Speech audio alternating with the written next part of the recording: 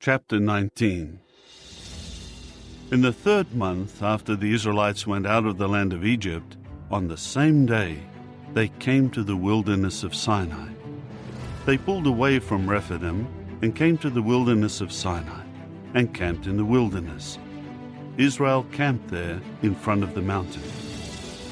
Then Moses went up to the true God, and Jehovah called to him from the mountain, saying, "This is what you are to say to the house of Jacob, and to tell the Israelites. You have seen for yourselves what I did to the Egyptians, in order to carry you on wings of eagles, and bring you to myself. Now, if you will strictly obey my voice and keep my covenant, you will certainly become my special property out of all peoples, for the whole earth belongs to me. You will become to me a kingdom of priests and a holy nation. These are the words that you are to say to the Israelites." So Moses went and summoned the elders of the people and declared to them all these words that Jehovah had commanded him. After that, all the people answered unanimously, "All that Jehovah has spoken, we are willing to do." Moses immediately took the people's response to Jehovah. And Jehovah said to Moses, "Look, I am coming to you in a dark cloud, so that the people may hear when I speak with you, and so that they may always put faith in you as well." Then Moses reported the words of the people to Jehovah. Then Jehovah said to Moses, "Go to the people and sanctify them today and tomorrow, and they must wash their clothing. And they must be ready for the 3rd day, because on the 3rd day Jehovah will come down upon Mount Sinai before the eyes of all the people. You must set boundaries for the people all around it, and tell them, 'Beware of going up to the mountain or touching its border. Anybody touching the mountain will surely be put to death. No hand is to touch him, but he will either be stoned or be shot through. Whether beast or man, he will not live.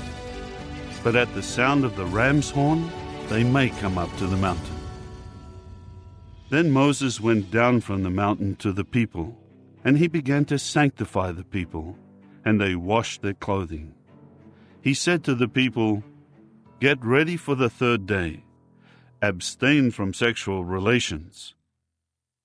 On the morning of the 3rd day, there was thunder and lightning, and there was a heavy cloud on the mountain, and a very loud sound of a horn, and all the people in the camp began to tremble. Moses now brought the people out of the camp to meet the true God, and they took their place at the base of the mountain. Mount Sinai smoked all over, because Jehovah came down upon it in fire, and its smoke was rising like the smoke of a kiln, and the whole mountain was trembling violently. As the sound of the horn grew louder and louder, Moses spoke, and the voice of the true God answered him. So Jehovah came down upon Mount Sinai, to the top of the mountain. Then Jehovah called Moses to the top of the mountain, and Moses went up. Jehovah now said to Moses, "Go down and warn the people not to try to force their way through to look at Jehovah, or many of them will perish. And let the priests who regularly come near to Jehovah sanctify themselves, so that Jehovah may not strike them."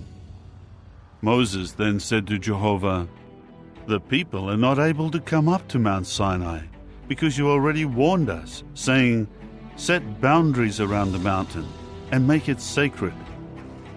However, Jehovah said to him, "Go, descend, and come back up, you and Aaron with you. But do not let the priests and the people force their way through to come up to Jehovah, so that he may not strike them." So Moses descended to the people and told them.